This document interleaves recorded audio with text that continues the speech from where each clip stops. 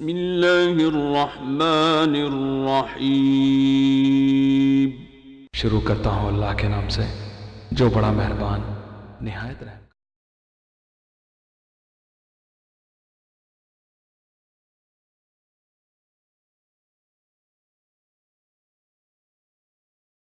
شاہ نجیب آبادی نے کہا تھا کہ زمانہ مانگ رہا ہے دعا ترقی کی، زمانہ مانگ رہا ہے دعا ترقی کی، مگر تجھے تیرا عہد کہن ہی راس آئے۔ مسلمان کی ترقی یہ ہے کہ وہ پیچھے جاتے جاتے صحابہ اکرام کی صف میں جا کر کھڑا ہو جائے۔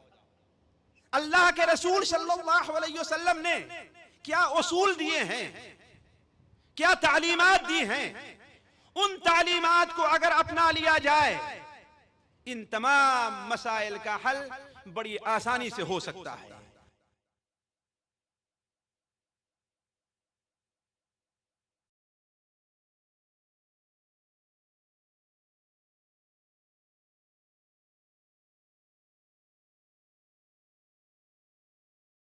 سب وجوہات ہیں، ان عورتوں سے کہو کہ پوچھیں، ان نوجوانوں سے، اپنے شوہر سے پوچھیں کہ کسی عورت کو اس حالت میں دیتے ہیں تو اس کے جذبات ابھرتے ہیں کہ نہیں ابھرتے ہیں؟ اگر کہتا ہے نہیں ابھرتے ہیں تو خدا کی قسم یا تو وہ جھوٹا ہے یا تو جھیڑا ہے، وہ مسلمان نے جھوٹ بول رہا ہے۔ اگر کوئی کہتا ہے کہ اس حالت میں دے کر کے عورتوں کو اس کے جذبات نہیں ابھرتے ہیں تو وہ مرد نہیں ہے، وہ نامرد ہے۔ خدا کی قسم کھا کر کے بات میں کہہ رہا ہوں، اور اکیلے میں رہ کر کے کئی آدمیوں سے پوچھ کر کے میں بات کہتا ہوں، صرف میرا اپنا نظریہ نہیں ہے۔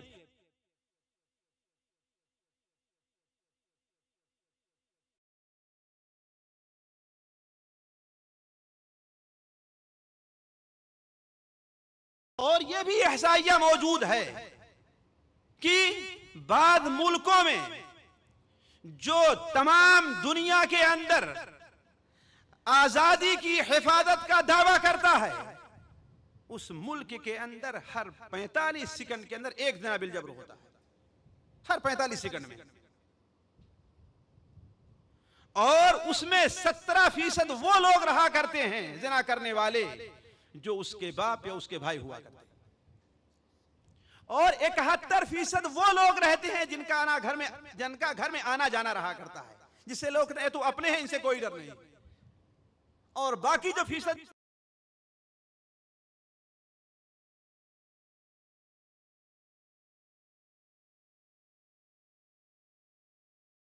مجید بن عبدالعزیز آل سعود جو گورنر مکہ المکرمہ ہیں، ان کے زیر نگرانی منعقد کی گئی ہے۔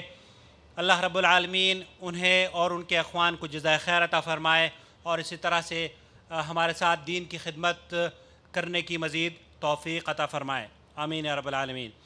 اس خطاب کے بعد میں بلا کسی توقف دعوت خطاب دینے جا رہا ہوں اس عالم دین کو جو قصیم شہر سے آپ سے خطاب کرنے کے لیے، آپ سے ملاقات کے لیے اس سے قبل بھی آپ کے شہر میں تشریف لا چکے ہیں، اور آپ کی وی سی ڈیز اور کیسٹوں کو آج دنیا دیکھ کر اپنے عمل کی اصلاح کر رہی ہے۔ سینکڑوں عناوین ایسے ہیں جن پر شیخ نے سیر حاصل گفتگو کی ہے۔ وہ لوگ جو کبھی اپنے گھروں میں فلمیں دیکھا کرتے تھے، اب اسی آلے پر بیٹھ کر اپنے عقیدے اور عمل کی اصلاح کرتے ہیں۔ میرا اشارہ فضیلت شیخ مقصود الحسن فیضی حفظ اللہ کی جانب ہے، جو اہل علم کے حلقے میں اور خاص طور پر شہر جدہ میں کسی تعارف کے محتاج نہیں۔ اس سے قبل کہ شیخ خطاب کا آغاز فرمائیں، میں آپ کے عنوان کی تھوڑی سی وضاحت کرنا بہتر سمجھتا ہوں۔ عنوان تو بہت آسانی سے سمجھ میں آنے والا ہے، لیکن یہاں جو آج ہم نے اس کا انتخاب کیا ہے اس کی وجہ رہی ہے ماضی قریب کے کچھ ایسے واقعات جن کی وجہ سے ہر غیرت مند مسلمان بے چین ہو کر رہ گیا تھا۔ جی ہاں، حال ہی میں ہوا ہندوستان میں عمرانہ کیس، یا پاکستان میں زبردستی زیادتی کی شکار خواتین کا معاملہ۔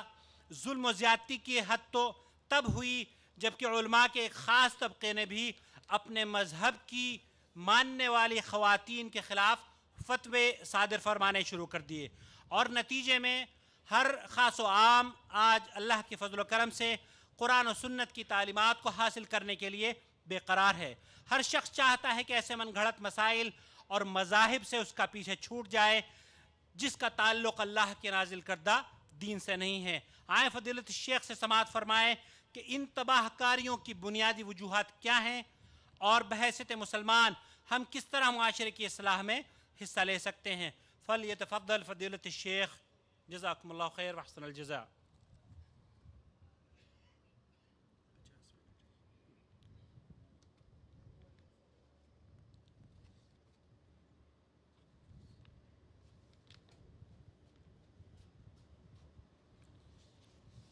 بسم الله الرحمن الرحيم. الحمد لله رب العالمين الرحمن الرحيم مالك يوم الدين، ونشهد أن لا إله إلا الله، ونشهد أن سيدنا ومولانا محمدا عبده ورسوله أرسله إلى الناس كافة بشيرا ونذيرا.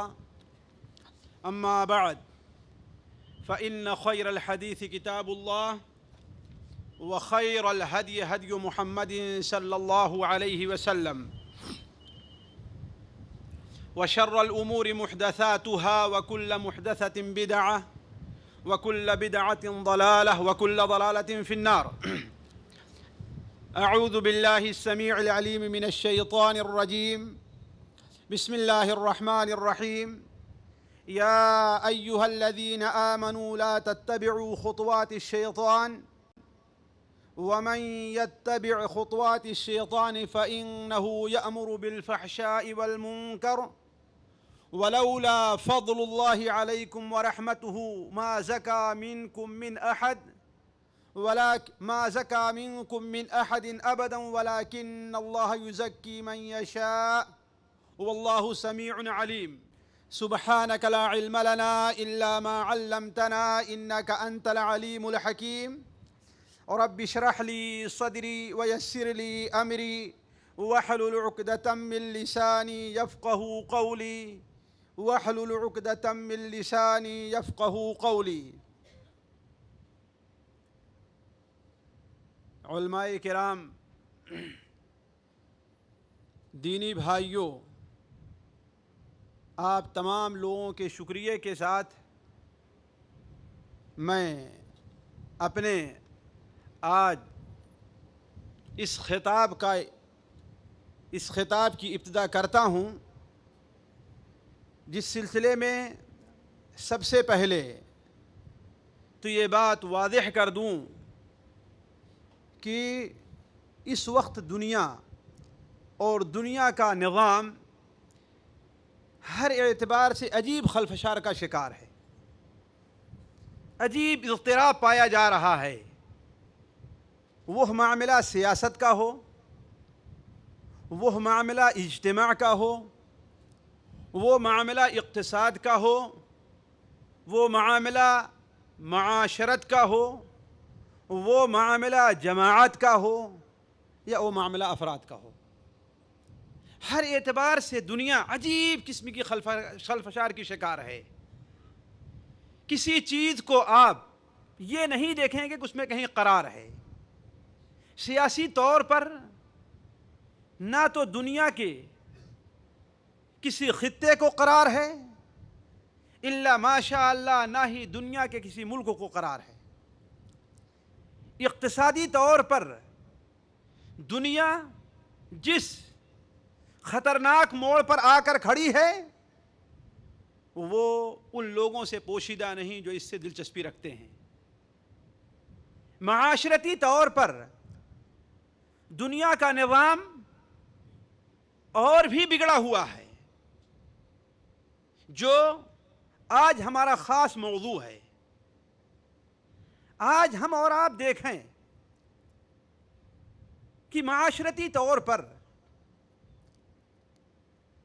دو آدمیوں کے اندر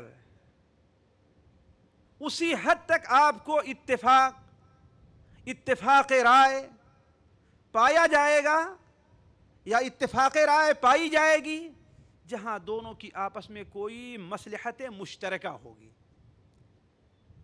اور اگر ایک دوسرے کی مصلحت دوسرے سے وابستہ نہیں ہے تو اس کے اندر آپ دیکھیں گے کہ نہ کہ ذہنی طور پر دونوں میں دوری، بلکہ ظاہری طور پر بھی دونوں ایک دوسرے سے دور اور ایک دوسرے سے مختلف نظر آئیں گے۔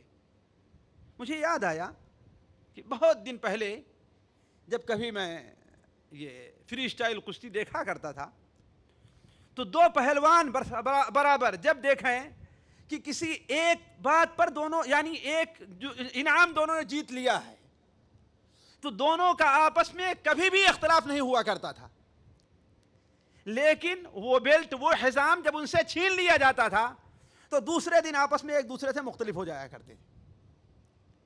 یعنی جب تک دونوں کی آپس میں ایک مصلحت ہے، ایک دوسرے کے ساتھ رہنے میں ایک دنیاوی ظاہری مصلحت پوشیدہ ہے، تب تک تو دونوں ایک دوسرے کی ہر چیز قبول کر رہے ہیں اور اسے برداشت کر رہے ہیں۔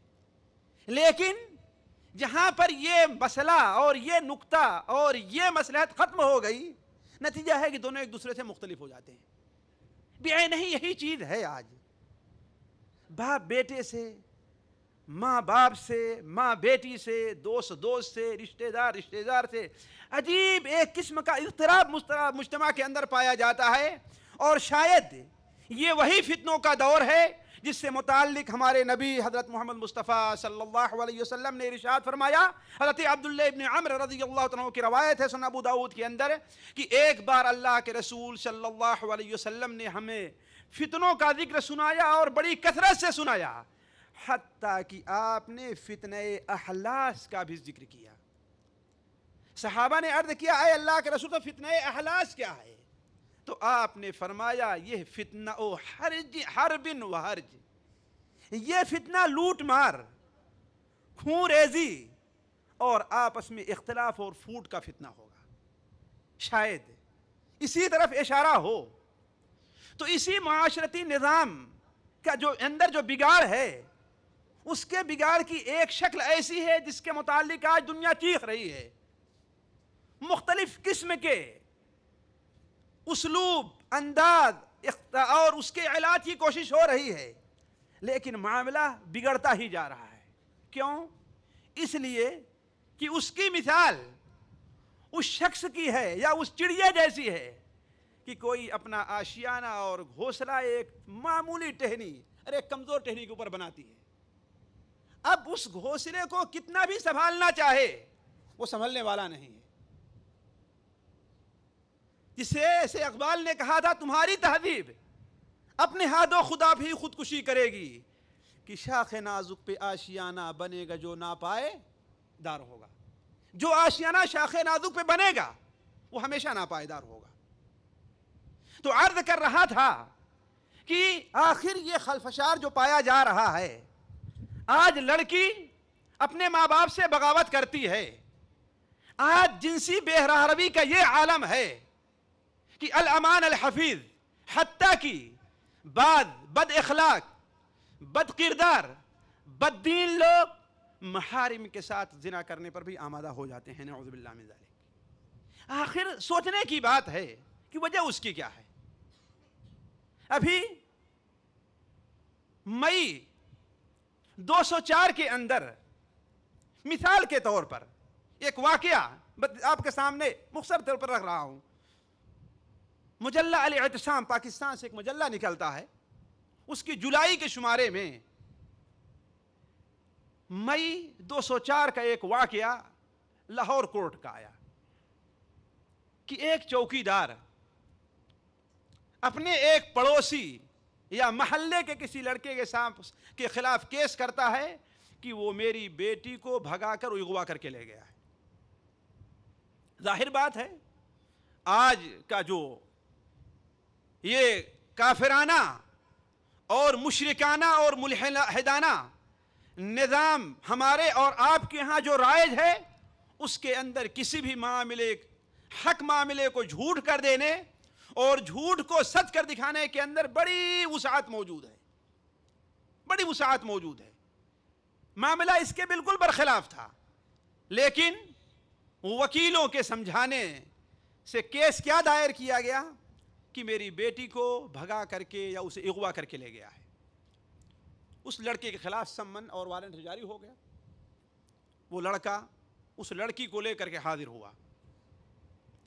وکیل بحث کرتے ہوئے جب جج کے سامنے اپنی یہ بات رکھتا ہے کہ یہ ہمارا موکل یہ دعویٰ کر رہا ہے کہ فلاں شخص نے اس کی لڑکی کو زبردستی اس کی رضامندی کے بغیر بھگا کر کے لے گیا ہے، یہ اتنا کہنا تھا کہ ایک زخمی شیرنی کی طریقے سے لڑکی اٹھتی ہے اور اچھل کر کے کہتی ہے کہ سارا کا سارا ڈرامہ ہے، یہ سارا کچھ ڈرامہ رچا گیا ہے، میں اپنے گھر سے فلاں کے ساتھ اپنی خوشی سے بھاگی ہوں اور میں بالغ ہوں اور ہم نے اپنی رضامندی سے شادی کر لی ہے. معاملہ ختم ہو گیا، یہیں پر ختم ہو گیا معاملہ. ماں بے ہوش ہو کر کے گر پڑی، باپ بوڑھے باپ کے پیروں میں اتنی طاقت نہیں رہ گئی کہ کھڑا رہ جائے، وہ بھی بیٹھ گیا. آخر سوچیں، یہ ایک واقعہ ہے. اس طریقے سے کورٹ کے اندر جا کر کے دیکھیں آپ ہمارے ہندوستان، پاکستان اور بنگلہ دیش، ان ملکوں میں اور دوسری جگہوں کی بات تو چھوڑ دیجئے، میرے پاس شاید انہی اور آنکھ میں احصائیہ ملکوں کا موجود ہے کہ ایک ایک مہینے میں بعض ملکوں کے اندر کتنی لڑکیاں اپنا گھر چھوڑ کر کے بھاگتی ہیں. اور یہ بھی احصائیہ موجود ہے کہ بعض ملکوں میں جو تمام دنیا کے اندر آزادی کی حفاظت کا دعویٰ کرتا ہے، اس ملک کے اندر ہر 45 سیکنڈ کے اندر ایک زنا بالجبر ہوتا ہے، ہر 45 سیکنڈ میں. اور اس میں 17% وہ لوگ رہا کرتے ہیں زنا کرنے والے جو اس کے باپ یا اس کے بھائی ہوا کرتے ہیں، اور 71% وہ لوگ رہتے ہیں جن کا گھر میں آنا جانا رہا کرتا ہے، جس سے لوگ کہتے ہیں تو اپنے ہیں، ان سے کوئی ڈر نہیں. اور باقی جو فیصد بچتا ہے وہ کہیں دور کے لوگ رہا کرتے ہیں. حتیٰ کہ میں آج سے کچھ دن پہلے ایک اخبار پڑھ رہا تھا، ایک ملک، قریبی ملک سے ایک خبر آتی ہے کہ ایک لڑکا جو 14-15 سال کا ہے وہ گھر سے غائب ہے. 3 دن کے بعد کسی پارک میں سوتا ہوا ملا، پولیس پکڑ کر کے لے آئی، پولیس اسٹیشن میں لایا گیا وہ، اور اسے گھر جانے کے لیے کہا جانے لگا تو وہ رونے لگا، کہا گھر میں نہیں جاتا. وجہ کیا ہے؟ وجہ تو کچھ ہوگی، آج تم ابھی اپنے پیر پر کھڑے نہیں ہوئے، تمہاری کوئی نوکری نہیں ہے، تمہارا کوئی گھر نہیں ہے، آخر وجہ کیا ہے؟ تمہارے باپ موجود ہے، تمہاری ماں موجود ہے، وہ بھی نہیں سوتیلی ماں، حقیقی ماں تمہاری موجود ہے، پھر وجہ کیا ہے؟ تو اس نے جو بات کہی تھی پولیس کی زبان کو بند کر دیا، کہا کہ میری ماں اور میری پھوپھی مجھے مجبور کرتی ہیں کہ میں ان کے ساتھ زنا کروں. آخر یہ بے راہ روی کیوں ہے؟ آخر وجہ کیا ہے؟ ایک مسلمان ہونے کے لحاظ سے آپ سوچیں کہ آخر وجہ کیا ہے، اور ہر ایک کا یہ سوچنا فرض ہے. اور آج سے 4 سال پہلے جب ہم نے اس مضمون کو مجلہ اعتصام میں پڑھا تو اسی وقت میرے ذہن میں ہے کہ آخر ہمارے معاشرے کے لوگ حکام ہیں تو، اہل دین ہیں تو، یا لیڈر ہیں تو، چودھری ہیں تو، دوسرے لوگ ہیں جو ذمہ دار ہیں، جو سرکردہ لوگ ہیں، آخر اس بارے میں سوچتے کہ نہیں اس کا علاج ہے کیا؟ اس کا علاج ڈنڈا ہرگز نہیں ہے، اس کا علاج جیل ہرگز نہیں ہے، اس کا علاج کوئی اور ہرگز نہیں ہے. اس کا علاج وہی ہے کہ جیسے اکبر شاہ نجیب آبادی نے کہا تھا کہ زمانہ مانگ رہا ہے دعا ترقی کی، زمانہ مانگ رہا ہے دعا ترقی کی، مگر تجھے تیرا عہد کہن ہی راس آئے، مگر تجھے تیرا عہد کہن ہی راس آئے. مسلمان کی ترقی یہ ہے کہ وہ پیچھے جاتے جاتے صحابہ اکرام کی صف میں جا کر کھڑا ہو جائے. اللہ کے رسول صلی اللہ علیہ وسلم نے کیا اصول دیے ہیں، کیا تعلیمات دی ہیں، ان تعلیمات کو اگر اپنا لیا جائے ان تمام مسائل کا حل بڑی آسانی سے ہو سکتا ہے. اور بڑے اختصار کے ساتھ میں انہی تعلیمات اور انہی مسائل کی طرف میں آپ کی توجہ دلاؤں گا تفصیل کے لیے، کبھی فرصت میں سن لینا، بڑی ہے داستان میری. سنیے، اللہ تبارک و تعالی نے اس معاشرے کی خرابی، اس معاشرے کے بگاڑ، اس جنسی بے راہ روی، والدین کے ساتھ لڑکیوں کی بغاوت، معاشرے کے ساتھ نوجوان گنڈوں کی بدماشی کا علاج جو رکھا ہے، اس کے لیے دو قسم کے اقدامات کیے ہیں. اہل سمجھ اور فہم حضرات، خاص طور پر جو یہاں موجود ہیں یا دنیا کے کسی بھی گوشے میں ہماری بات کو سن رہے ہیں، میں ان سے کہوں گا ذرا توجہ دیں اور یہ بات اپنے معاشرے میں پیش کرنے کی کوشش کریں. جس طریقے سے آج سے 3 ہفتہ پہلے جب یہ بات ہم نے ایک ڈاکٹر کے سامنے رکھی تو وہ برابر کل بھی مجھ سے مطالبہ کیا کہ آپ ان باتوں کو لکھ کر کے دیجئے. میں اسے اپنے خرچ پر چھپانے کے لیے تیار ہوں. کیوں؟ اس لیے کہ یہ ایسی باتیں ہیں کہ ٹھوس دلائل کی بنیاد پر بہت کم لوگ کہنے کی جرات کرتے ہیں اور کہتے ہیں. تو دیکھیے، اس سلسلے میں شریعت نے 2 قسم کے اقدام کیے ہیں. ایک مثبت اقدام ہے اور کچھ منفی اقدام ہے. مثبت اقدام یہ ہے کہ لڑکا اور لڑکی جب اپنی شادی کی عمر کو پہنچ جائیں تو ان کی شادی کر دی جائے. ظاہر بات بہت سے لوگوں کے دماغ میں یہ بات نہیں داخل ہوگی، اس لیے کہ بڑے مسائل ہیں. بی اے کرنا ہے، ایم اے کرنا ہے، ڈاکٹر بننا ہے، انجینئر بننا ہے، اس کے لیے کم سے کم 25 سال 30 سال تو چاہیے. اور اگر اس سے پہلے شادی کر دیا تو، اور اصل جو عمر ہوتی ہے انسان کے برباد ہونے کی وہ 13-14 سال سے لے کر کے 25 سال کی عمر ہوتی ہے. یہی اصل عمر برباد ہونے کی ہوتی ہے. اس کے بعد انسان کی زندگی میں آہستہ آہستہ ٹھہرا اور جماؤ آنا شروع ہوتا. اصل جو بربادی کی عمر ہوا کرتی ہے، یہی نوجوانی کی جو عمر ہوا کرتی ہے یا جوانی کی ابتدائی جو عمر ہوا کرتی ہے، یہی رہا کرتی ہے. تو اسلام نے اس کے اوپر سب سے پہلے یہ مثبت اقدام کیا. حتیٰ کہ بلوغت کو قرآن مجید میں نکاح سے تعبیر کیا گیا ہے. وَابْتَلُوا الْيَتَامَى حَتَّى إِذَا بَلَغُوا النِّكَاحَ.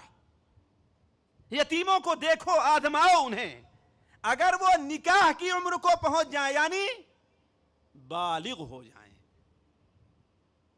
اللہ کے رسول صلی اللہ علیہ وسلم نے جوانوں کو مخاطب کرتے ہوئے اور شادی پر ابھارتے ہوئے تاکہ اس جنسی بے راہ روی کے سامنے باڑ کھڑا کیا جا سکے، آپ نے مخاطب کرتے ہوئے فرمایا، جیسا کہ صحیحین کی روایت حضرت عبداللہ بن مسعود رضی اللہ تعالیٰ عنہ سے مروی ہے کہ یا معشر الشباب من استطاع منکم الباءۃ فلیتزوج. اے نوجوانوں، اے جوانوں کا گروپ، اے جوانوں کی جماعت، تم میں سے جس کے پاس استطاعت ہے وہ شادی کرے، شادی کر لے. اور اگر استطاعت نہیں ہے، جس طریقے سے آج کل لوگ کہتے ہیں کہ ابھی تو میں کماتا ہی نہیں، ابھی تو میرے پاس اپنا گھر ہی نہیں ہے، خود میں اپنے والد کے سر پر ہوں اور شادی کر کے ایک اور بوجھ ان کے اوپر رکھ دوں، یہ کیسے ہو سکتا ہے؟ تو ٹھیک ہے، کوئی بھی ایسا مسئلہ نہیں ہے جس کا حل ہماری شریعت کے اندر موجود نہ ہو، ہے لیکن سوچنے اور غور اور عمل کرنے کی بات ہے. آپ نے کیا بیان فرمایا؟ وَمَن لَّمْ يَسْتَطِعْ فَعَلَيْهِ بالصوم. اور جو شادی نہیں کر سکتا ہے وہ کثرت سے روزہ رکھے. فَإِنَّهُ لَهُ وِجَا. اس لیے کہ روزہ رکھنا یہ اس کے لیے بدھیا کر دینا اور خسی کر دینے کا کام ہوگا. یہ پہلا اصول ہے. اور صرف جوانوں ہی کو نہیں، لڑکیوں کے والدین اور ان کے ذمہ داروں کو مخاطب کرتے ہوئے نبی رحمت حضرت محمد مصطفیٰ صلی اللہ علیہ وسلم نے ارشاد فرمایا، جیسا کہ سنن ترمذی وغیرہ کے اندر موجود ہے کہ آپ نے فرمایا اذا اتاکم من ترضون خلقہ ودینہ فزوجوہ وان لم تفعلوا تکن فتنۃ فی الارض وفساد کبیر. دیکھ لیجئے یہ پیشین گوئی ہمارے نبی حضرت محمد مصطفیٰ صلی اللہ علیہ وسلم کی. آپ نے فرمایا اگر تمہارے لڑکی کو پیغام دینے والا اگر کوئی ایسا شخص آتا ہے کہ جس کے دین اور اخلاق کو تم پسند کرتے ہو. تعلیم کو پسند کرتے ہو یا نہیں؟ اس کی نوکری کو پسند کرتے ہو نہیں؟ اس کا ذکر آپ نے نہیں فرمایا. آپ نے کیا بیان فرمایا کہ اس کے خلق، اس کے عادات اور اس کے دین کو تم پسند کرتے ہو تو فزوجوہ، تو اسے اپنی لڑکی کا رشتہ دے دو. اور اگر نہیں کیا تو یہ نہیں کہ معاملہ دبا رہ جائے گا، معاملہ بگڑ جائے گا. وَإِن لَمْ تَفْعَلُوا، اگر تم نے ایسا نہیں کیا، تَكُنْ فِي الْأَرْضِ فَسَادٌ كَبِيرٌ یا فساد عریض، تو زمین کے اندر بہت عظیم فساد پیدا ہوگا. اور جو فساد پیدا ہوا ہے اسے ہم اور آپ دیکھ رہے ہیں. عام طور پر آپ دیکھیں گے کہ 80% اور 85% لڑکیوں کا اغوا جو کرتے ہیں وہ غیر شادی شدہ ہی لڑکے کرتے ہیں، شادی شدہ کم ہی کرتے ہیں. اور شادی شدہ لڑکیوں کا نہیں، غیر شادی شدہ لڑکیوں ہی کا اغوا ہوا کرتا ہے. بات صحیح کہ نہیں صحیح؟ وجہ کیا ہے کہ اللہ کے رسول صلی اللہ علیہ وسلم کی ان تعلیمات پر ہم نے توجہ نہیں دی. آگے چلیے. یہ تو مثبت اقدام تھا. شریعت نے اس کے لیے منفی اقدام کیا کیا ہے؟ وہ بڑا اہم ہے اور بڑا کڑوا ہے اور بڑا مشکل ہے. پہلی چیز یہ ہے کہ شریعت نے معاشرے کے اندر اشاعت فاحشہ، برائی کو رواج دینے سے سختی کے ساتھ منع فرمایا ہے اور اس پر سخت عذاب کی دھمکی دی ہے. سورہ نور 18ویں پارے کے دوسرے رکوع ہی کے اندر آپ دیکھیے اللہ تعالیٰ کیا ارشاد فرماتا ہے. ان الذين يحبون ان تشيع الفاحشة في الذين آمنوا لهم عذاب عليم في الدنيا والآخرة. جو لوگ یہ چاہتے ہیں کہ مسلمانوں کے اندر برائی اور فاحشہ اور گندگی پھیلے، ان کے لیے دنیا میں بھی سخت عذاب ہے اور آخرت میں بھی سخت عذاب ہے.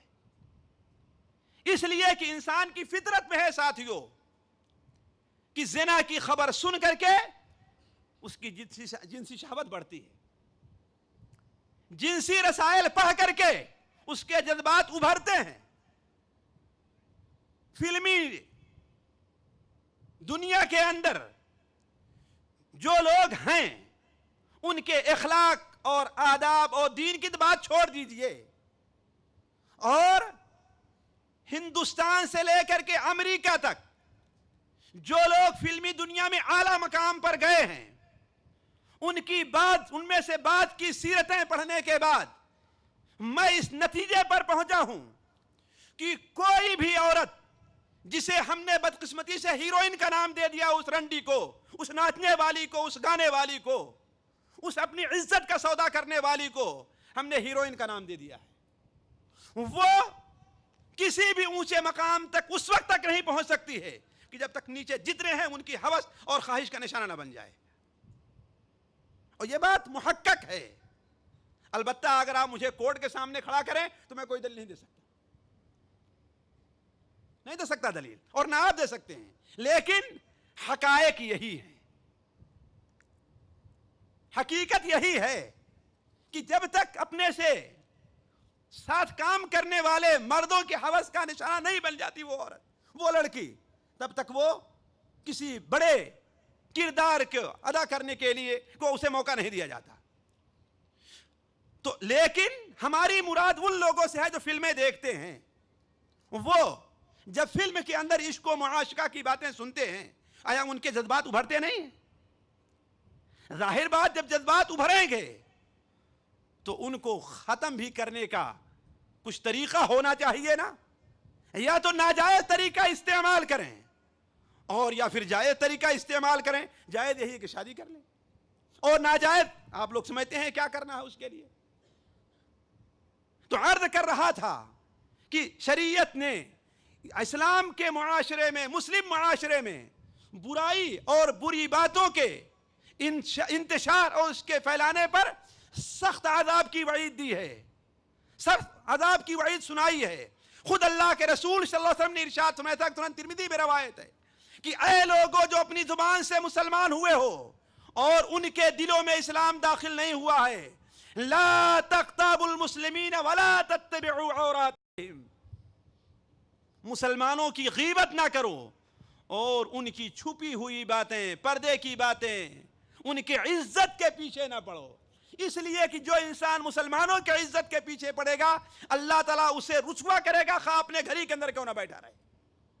تو میں عرض کر رہا تھا کہ شریعت نے اس برائی کے انتشار پر جو ہمارے سامنے آج فلم کی شکل میں، فلمی رسالوں کی شکل میں، ڈراموں کی شکل میں اور ماحول کے اندر عورتوں کی بے پردگی کی شکل میں پایا جا رہا ہے، شریعت نے اس کے اوپر سختی سے پابندی لگائی ہے۔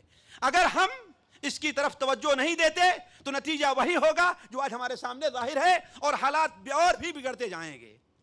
اس کے بعد منفی جو اقدامات شریعت نے رکھا ہے ان میں سے یہ ہے کہ اسلام مرد اور عورت کے اختلاط کو پسند نہیں کرتا۔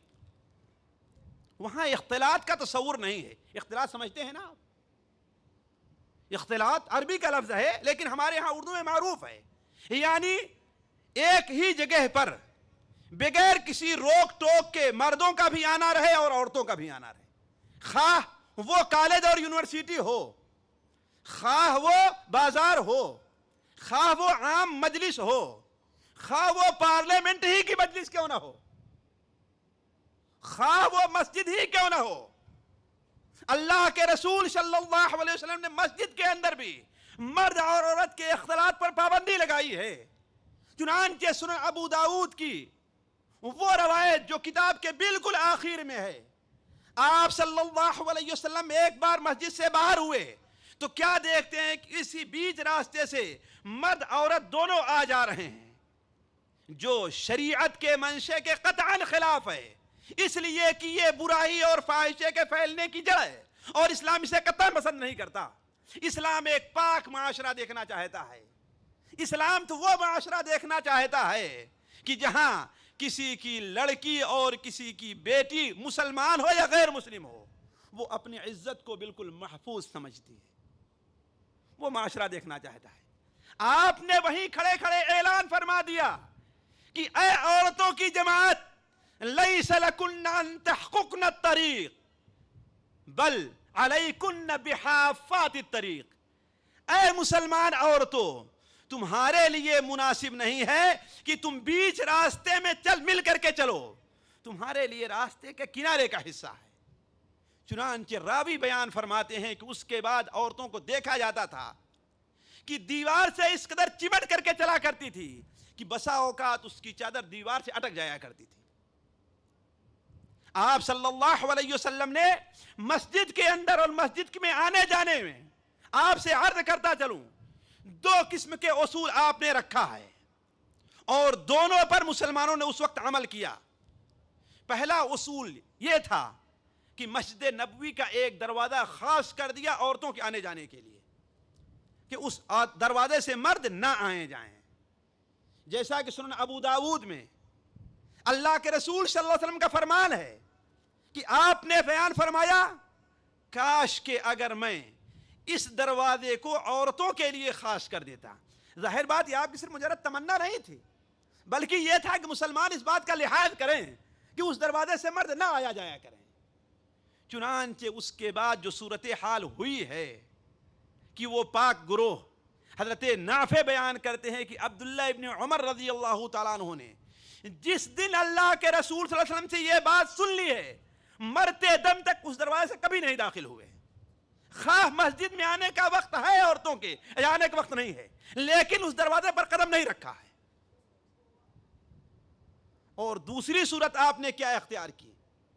بخاری شریف میں حضرت ام سلمہ رضی اللہ تعالیٰ عنہ کی روایت ہے، وہ بیان فرماتی ہیں کہ اللہ کے رسول صلی اللہ علیہ وسلم عورتیں نماز پڑھا کرتی تھیں اور آج بھی پڑھ سکتی ہیں، لیکن اگرچہ بہتر ان کے لیے ان کا گھر ہے، لیکن اگر کوئی عورت پڑھنا چاہے تو شریعت اس کی اجازت دیتی ہے ان شروط کو مد نظر رکھتے ہوئے جو شریعت نے رکھی ہے۔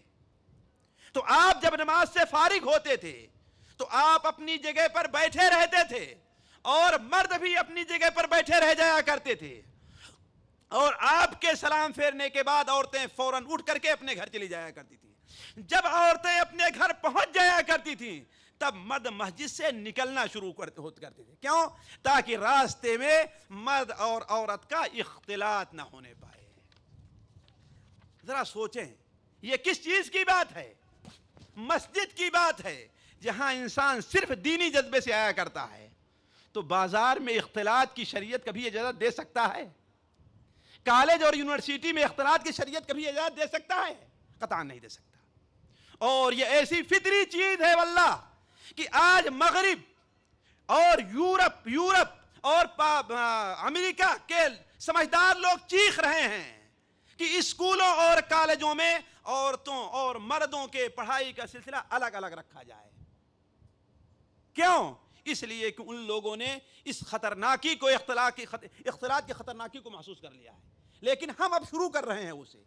سب سے بڑی مصیبت وہی ہے کہ وہ جہاں پہنچ کر کے ختم کر دیتے ہیں بات کو، ہم وہاں سے اس چیز کو شروع کرتے ہیں. یہ ہماری بیوقوفی ہے اور اس کے بہت سی مثالیں ہمارے سامنے پائی جا رہی ہیں. لیکن میں اپنے اصل موضوع کی طرف آتا ہوں. دیکھیے تیسری چیز جو شریعت نے رکھی ہے وہ یہ ہے کہ مرد اور عورت، کوئی بھی مرد کسی بھی عورت کے ساتھ اگر اس کی محرم نہیں ہے تو تنہائی میں نہیں ملنا ہے، اسے خلوت میں ملنا نہیں ہے. سختی کے ساتھ اللہ کے رسول صلی اللہ علیہ وسلم نے منع فرمایا ہے بخاری اور مسلم میں. اور میں آپ لوگوں سے عرض کرتا چلوں، میں بطور استدلال دلیل کے طور پر کوئی ضعیف حدیث نہیں بیان کرتا، صحیح حدیث آپ کے سامنے بیان کروں گا. جا کر اہل علم سے پوچھ لیجئے گا اور اس کی تحقیق کر لیجئے گا. بخاری اور مسلم میں حضرت عبداللہ ابن عباس کی روایت ہے کہ اللہ کے رسول صلی اللہ علیہ وسلم نے ارشاد فرمایا لا یخلون رجل بامرأۃ الا ومعها ذو محرم. ہرگز کوئی مرد کسی عورت کے ساتھ اکیلے تنہائی میں نہ ملے الا یہ کہ اس کے ساتھ اس کا کوئی محرم ہو. اور ظاہر بات ہے بغیر اس کے اگر تنہائی میں ملتے ہیں تو بہت بڑی خرابی پیدا ہوتی ہے. یہ تنہائی خواہ ڈاکٹر کے ساتھ ہو، خواہ مولوی کے ساتھ ہو، خواہ استاد کے ساتھ ہو، خواہ حافظ اور قاری کے ساتھ ہو، خواہ جھاڑ پھونک کرنے والوں کے ساتھ ہو، کسی کے ساتھ خواہ پیر کے ساتھ ہو، خواہ مرشد کے ساتھ ہو، کسی کے ساتھ قطعاً شریعت کے اندر جائز نہیں ہے. یہ سن لیجئے. اور علماء اہل سنت والجماعت کا اس کے اوپر اجماع ہے. امام نووی رحمہ اللہ، حافظ بن حجر اسقلانی رحمہ اللہ نے اس کے اوپر علماء کا اجماع نقل کیا ہے کہ قطعاً جائز نہیں ہے. حتیٰ کہ میں ہنس پڑا اور بڑی بہترین مجھے وہ بات لگی حضرت عمر ابن عبدالعزیز رحمہ اللہ کی. عمر ابن عبدالعزیز کو جانتے ہیں نا، یہ 5ویں خلیفہ راشد مانے جاتے ہیں. انہوں نے ایک تابعی سے کہا کہ اے میمون ابن مہران، کبھی بھی کسی عورت کے ساتھ تنہائی میں نہ ملنا اگرچہ تم یہ کہو کہ میں اسے قرآن پڑھا رہا ہوں. ذرا سوچیں، یہ عقل تھی جو سمجھ تھی کام کر رہی تھی. آج ہمارے گھر مولوی صاحب ان سے کوئی خطرہ نہیں، ارے حافظ جی ہیں ان سے کوئی بات نہیں، چلو ارے ہمارے پیر صاحب ہیں ان سے کوئی مسئلہ نہیں. حالانکہ وہی مولوی اور وہی پیر وہی حافظ صاحب، مجھے ایک نہیں دو نہیں کتنی ایسی مثالیں ہیں کہ ایسے نالائق مولوی اور حافظوں نے ایسی لڑکیوں جن کو قرآن پڑھاتے تھے انہیں یا تو لے کر بھاگ گئے یا تو ان کے ساتھ غلط کام کیا ہے. اور اس کے اندر سب سے بڑے مجرم اس کے والدین ہیں جنہوں نے ایسا موقع دیا ہے. اور ساتھیوں ذرا غور کریں، میں آپ سے عرض کرتا ہوں کہ یہ ایسی چیز ہے کہ جسے مغرب نے بڑی سختی کے ساتھ محسوس کیا ہے. میں ایک کتاب پڑھ رہا تھا سوراخ الفطرہ، اس کے اندر ایک جرمنی کی عورت کا ایک بیان نقل کیا ہے کہ وہ عورت کہتی ہے کہ اے لوگو آج سے میری بات سن لو کہ اپنی لڑکی کو یا اپنی بہو کو ڈاکٹر کے پاس اکیلے کبھی نہ جانے دینا. ایسا نہ کرنا کہ ڈاکٹر کے ساتھ جا کر کے وہ اکیلے میں اسے اپنا علاج کرائے. کیوں؟ اس لیے کہ اس نے تجربہ کر لیا تھا. اس کی بیٹی کو پیٹ میں کچھ تکلیف تھی. جو خاندانی ڈاکٹر تھا جس پر اعتماد رہا کرتا ہے لوگوں کا، عام ڈاکٹر نہیں خاندانی ڈاکٹر ہے، ٹیلی فون کیا کہ ہاں میری بیٹی جا رہی، ذرا اس سے اچھی طریقے سے دیکھ لیجئے گا. ڈاکٹر صاحب نے کہا ٹھیک ہے دیکھ لوں گا. دوسرے مریض آئے، ان کو فارغ کر دیا. اب جب آخر میں لڑکی اکیلے رہ گئی تو اسے اپنے کمرے میں بلائے، اس کو ٹیسٹ، اس کو چیک کرنے کے لیے اور جانچنے کے لیے. اس کی آنکھ پر پٹی باندھ دی کہ تمہارا علاج کرنا ہے، اور علاج کرتے کرتے کچھ اور کر گئے. اس کے بعد سے عثمان نے چیخا کہ اے لوگوں، اپنی بچیوں کو کبھی بھی کسی ڈاکٹر کے پاس اکیلے علاج کے لیے نہ جانے دینا. تو میں عرض کر رہا تھا کہ شریعت نے خلوت کے اوپر پابندی لگائی ہے، تنہائی کے اوپر. اس کے بعد شریعت نے ایک اور چیز کیا ہے کہ مردوں کو اور عورتوں کو راستہ چلتے ہوئے کہیں اور جگہ بیٹھے ہوئے جہاں پر عورتیں کا گزر ہوتا ہو، وہاں سے آپ نے وہاں پر انہیں نیچی نظر کرنے کا حکم دیا ہے.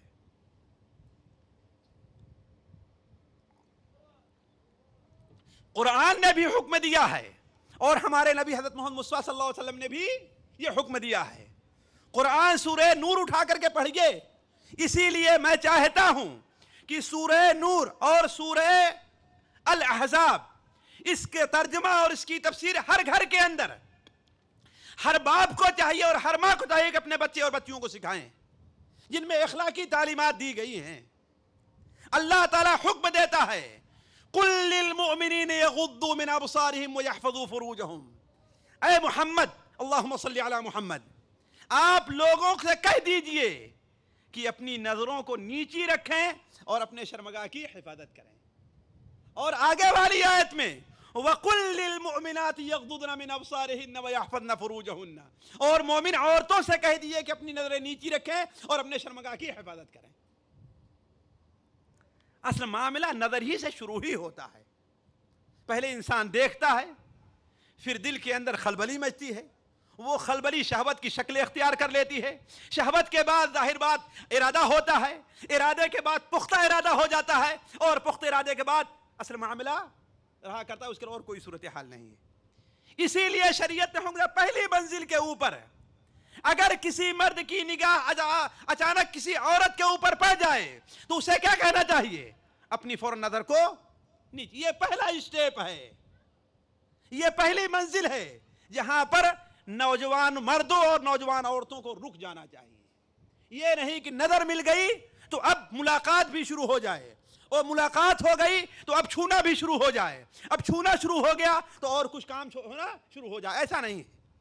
اسی لیے اللہ کے رسول صلی اللہ علیہ وسلم نے، جیسا کہ صحیح مسلم کے اندر ہے کہ آپ صلی اللہ علیہ وسلم نے فرمایا، حضرت ہمارے خالد بریدہ نے ان سے سوال کیا تھا، یا جریر ابن عبداللہ نے سوال کیا کہ اے اللہ کے رسول صلی اللہ علیہ وسلم، اگر بسا اوقات میری نظر ایسی کسی کے اوپر پڑ جائے نہ چاہتے ہوئے تو میں کیا کروں؟ تو آپ نے فرمایا اسرف بصرک، اپنی نظر کو نیچی کر لو. اختصار کے ساتھ چلتے رہیے. اس کے بعد سب سے اہم مسئلہ یہ ہے کہ اسلام نے عورتوں کو بلا ضرورت گھروں سے نکلنے اور سیر و تفریح سے منع فرمایا ہے. ایک باپ ہے، ایک چھوٹے بچے کو جو 2 سال 3 سال کی عمر ہے گا ہے، اسے روڈ پر نہیں جانے دیتا. بچہ روتا ہے، چلاتا ہے، چیختا ہے، لیکن بچہ اس کے رونے کی پرواہ نہیں کرتا. چھری ہاتھ میں لینے نہیں دیتا اس کو. کیوں؟ اس لیے کہ سمجھتا ہے کہ یہ چھری کی خطرناکی کو محسوس نہیں کر سکتا ہے، اور روڈ پر آنے کی خطرناکی کو محسوس نہیں کر سکتا ہے، پانی میں جانے، سمندر کے کنارے جانے خطرناکی کو محسوس نہیں کر سکتا ہے. یہی مثال بعین ہی عورتوں کی ہے کہ شریعت نے جو ان کے لیے رکھا ہے یہ چیز کہ وَقَرْنَ فِي بُيُوتِكُنَّ وَلَا تَبَرَّجْنَ تَبَرُّجَ الْجَاهِلِيَّةِ الْأُولَىٰ. اے عورتوں، اپنے گھر میں ٹک کر کے رہو اور سابقہ جاہلیت کی عورتوں کے طریقے سے اپنی زینتوں کو باہر دکھاتی ہوئی نہ پھرو. وَقَرْنَ فِي بُيُوتِكُنَّ، اپنے گھروں میں ٹک کر کے رہو. تمہارا اصل مقام کیا ہے؟ گھر ہے، بچے کی تربیت ہے، گھر کی نگرانی ہے، وہ تمام ذمہ داریاں تمہارے اوپر ہیں، تم انہیں سنبھالو. اور باہر کا کام، اور جب سے بعد وہ ملکوں میں، اللہ کا شکر ہمارے یہاں ملکوں میں بھی کم ہے، لیکن بعد وہ مسلم ممالک یا غیر مسلم جن کے اندر عورتوں کو وظیفہ اور نوکری دینے کے اندر ذرا تھوڑی زیادتی سے کام لیا گیا ہے، وہاں کے 3 بلکہ 1/3 نوجوان آج بیکار پڑے ہوئے ہیں. اگر کسی کو دیکھنا ہے جا کر کے مصر میں دیکھ کر کے آ جائے, کسی کو دیکھنا ہے جا کر لبنان میں دیکھ کر کے آ جائے. کیوں بیکار کیوں ہے نوجوانوں کی اتنی بڑی جماعت؟ 1/3 حصہ نوجوان کیوں بیکار ہیں؟ وہ وجہ یہ ہے کہ ان کی جگہوں پر باہر کام کرنے کے لیے عورتوں کو لگا دیا ہے, اور گھر کا نظام بالکل درہم برہم ہے. تو عرض کرنے کا مقصد یہ ہے کہ اصل عورتوں کی اصل جگہ کیا ہے؟ گھر ہے. وَقَرْنَ فِي بُيُوتِكُنَّ وَلَا تَبَرَّجْنَ تَبَرُّجَ الْجَاهِلِيَّةِ الْأُولَى. اے عورتوں تم اپنے گھروں میں ٹک کر کے رہو, لیکن اگر نکلنا پڑ جائے, ظاہر بات ہے رشتہ داروں میں جانا ہوگا. بعض عورتیں ہیں کہ بغیر ان کے گھر سے نکلے ہوئے کام نہیں چلے گا. دیہات میں کام کرنے والی عورتیں ہیں, انہیں کھیتوں میں جانا ہوگا. یعنی شریعت ظالم نہیں ہے, شریعت نے ایسے اصول رکھے ہیں جو انسان کی فطرت کے موافق ہے. اور اگر نکلنا ہے تو پردے کا اہتمام کر کے نکلیں, اور اگر نکلیں گھر سے مجبوری مر نہیں کیا جا رہا ہے انہیں. اللہ کے رسول نے انہیں فرمایا کہ تم اپنے گھر کے سب سے اندرونی حصے میں نماز پڑھو, وہ بہتر اس سے ہے کہ گھر کے باہری حصے میں. گھر کے باہری اپنے کمرے میں نماز پڑھو, وہ بہتر ہے اس سے کہ تم گھر کے صحن میں نماز پڑھو. اور گھر کے صحن میں نماز پڑھو, اس سے وہ بہتر ہے اس سے کہ اپنے محلے کی مسجد میں نماز پڑھو. اور اپنے محلے کی مسجد میں نماز پڑھو, یہ تمہارے لیے بہتر ہے اس سے کہ میری مسجد میں آ کر کے نماز پڑھو. یعنی عورت کا اپنے گھر کے سب سے اندرونی حصے میں نماز پڑھنا مسجد نبوی میں نماز پڑھنے کے مقابلے میں 4 گنا بہتر ہے. کتنا؟ 4 گنا بہتر ہے, 1-2 گنا نہیں, 4 گنا بہتر ہے. لیکن اس کے باوجود بھی آپ نے عورتوں کو منع نہیں کیا کہ مسجد میں نماز پڑھنے کے لیے نہ آئیں, ہے نا. عورت جس کا گھر میں کوئی مرد کام کرنے والا نہیں ہوگا, اسے بازار بھی جانے کی ضرورت پڑے گی. بعض ایسے نوکریاں ہیں کہ جو عورت کے لیے مجبور ہوگی, وہ کی کرے وہ عورت. تو اس کے لیے شریعت نے کہا کہ جب وہ نکلے تو کیا کرے؟ پردے کے ساتھ نکلے. اللہ تبارک و تعالی سورہ احزاب میں اللہ کے رسول صلی اللہ علیہ وسلم کو حکم دے رہا ہے, یا ایھا النبی قل لازواجک و بناتک و نساء المؤمنین. اے نبی اپنی عورتوں کو, اپنی بیٹیوں کو اور تمام مسلمانوں کی عورتوں کو آپ حکم دے دیجئے, کیا؟ یدنین علیہن من جلابیبہن ذالک ادنی ان یعرفن فلا یؤذین, کہ اپنے گھر سے جب نکلا کریں تو گھونگھٹ کاڑھ کر کے نکلا کریں, گھونگھٹ نکال لیا کریں. اپنے چادر کا پلو جو ہے وہ نیچے کر لیا کریں. حضرت عبداللہ ابن عباس رضی اللہ تعالیٰ عنہ اس آیت کی تفسیر کرتے ہوئے فرماتے ہیں کہ اللہ تبارک و تعالیٰ تمام مسلمانوں کی عورتوں کو یہ حکم دے رہا ہے کہ اگر کسی ضرورت سے انہیں اپنے گھر سے نکلنا پڑ جائے تو اپنی چادر سے اپنے پورے چہرے کو اور پورے وجود کو چھپا لیں, صرف ایک آنکھ کھلی رہے بس, اور زیادہ نہیں. لیکن کہاں ہم نے اس کا لحاظ کیا ہے؟ آج یہ برائی کیوں پیدا ہو رہی ہے, یہ خرابی کیوں پیدا ہو رہی ہے؟ اختلاط کی وجہ سے, بے پردگی کی وجہ سے. آج گھونگھٹ نکالنا تو چھوڑ دیجئے, آج عورتوں نے اپنے سر کا دوپٹہ بھی باہر پھینک دیا ہے. وہ بڑی محترم عورت سمجھی جاتی ہے جو اپنے سر کے اوپر دوپٹہ رکھتی ہے. ابھی کل کی بات ہے کہ ایک صاحب, ڈاکٹر صاحب ہیں, اپنے ہی ملکوں کے ہیں, اپنی فیملی کو لے کر کے آئے, تو ان کی بیوی نے ہمارے گھر میں کیا بتلایا, کہا کہ جب میں یہاں آتی ہوں, یہاں سے جاتی ہوں تو میرا جی کہتا ہے کہ میں پردہ کروں, لیکن جب میں واپس جاتی ہوں تو گاؤں اور محلے کی عورتیں مجھے تانا دے, یہ کیا بن کر کے آ گئی, یہ تو کیا بن گئی ہے. اس لیے کہ کوئی فاحشہ عورت یہ نہیں چاہے گی کہ دنیا میں کوئی عورت پاک باز رہے, تمام عورتیں فاحشہ بن جائیں. اسی لیے کوئی بے پردہ عورت یہ نہیں چاہے گی کہ کوئی عورت پردے کے ساتھ رہے. تو کہاں نتیجہ یہ ہوتا ہے کہ مجبور ہو کر کے میں بھی, کہا ابھی پچھلی بار میں گئی, اس عورت نے بتایا, بھی تازہ واقعہ ہے, پچھلی بار ایک دعوت میں گئی تو ہم نے اچھی طریقے سے دوپٹہ اوڑھ رکھا تھا, لیکن جہاں پر میں بیٹھی تھی دیکھتی ہوں کہ ادھر سے کچھ عورتیں اشارہ کر رہی ہیں, ادھر سے کچھ عورتیں اشارہ کر رہی ہیں, پیچھے سے کچھ اشارہ کر رہی ہیں کہ یہ دیکھو یہ سعودیہ کے آ گئی, یہ تو بالکل بدل کر کے آ گئی ہے, اس کا شوہر بدلتا جا رہا ہے. اب تو عرض کر رہا تھا پردہ تو بہت دور کی بات ہے، اب سر کا دوپٹہ بھی غائب، اور سر کا دوپٹہ بھی بہت دور کی بات ہے، اب تو جسم کے اندر جو وہ قمیص رہا کرتی تھی وہ بھی آدھی آستین کی، اور آدھے سے بھی بڑھ کر کے اب کیا رہے گا، صرف کندھے کے اوپر رہا کرتی ہے، اور اس پر بھی معاملہ آگے تک ہے کہ سامنے سے بالکل سینے تک آدھا سینہ جو ہے اس کے گلے سے دکھائی دیتا رہتا ہے۔ تو شریعت اس کی اجازت نہیں دیتی۔ یہی سب وجوہات ہیں۔ ان عورتوں سے کہو کہ پوچھیں، ان نوجوانوں سے، اپنے شوہر سے پوچھیں کہ کسی عورت کو اس حالت میں دیتے ہیں تو اس کے جذبات ابھرتے ہیں کہ نہیں ابھرتے ہیں؟ اگر کہتا ہے نہیں ابھرتے ہیں تو خدا کی قسم یا تو وہ جھوٹا ہے یا تو جھیڑا ہے، وہ مسلمان نے جھوٹ بول رہا ہے۔ وہ اگر کوئی کہتا ہے کہ اس حالت میں دے کر کے عورتوں کو اس کے جذبات نہیں ابھرتے ہیں تو وہ مرد نہیں ہے، وہ نامرد ہے۔ وہ خدا کی قسم کھا کر کے بات میں کہہ رہا ہوں، اور اکیلے میں رہ کر کے کئی آدمیوں سے پوچھ کر کے میں بات کہتا ہوں، صرف میرا اپنا نظریہ نہیں ہے، میرا اپنا خیال نہیں ہے۔ تو عرض کر رہا تھا میں آپ سے کہ اب میرا وقت ختم ہو گیا، میں صرف اب پڑھ کر کے سناؤں گا کہ اس سلسلے میں شریعت نے کیا کیا پابندی رکھی ہیں۔ تو یہ ہے کہ جب نکلیں تو شرعی حجاب کے ساتھ، پردے کے ساتھ نکلیں۔ ساتواں یہ ہے کہ جب نکلیں تو خوشبو لگا کر کے نہ نکلیں، خوشبودار لباس ان کا نہیں ہونا چاہیے، اس لیے کہ بہت سی ایسی خوشبوئیں ہوتی ہیں کہ جو جنسی جذبات کو ابھارتی ہیں، شہوت ابھرتے ہیں۔ اسی لیے اللہ تبارک و تعالی نے اور اللہ کے رسول صلی اللہ علیہ وسلم نے مسلمان عورتوں کو خوشبودار لباس پہن کر کے نکلنے سے منع فرمایا ہے۔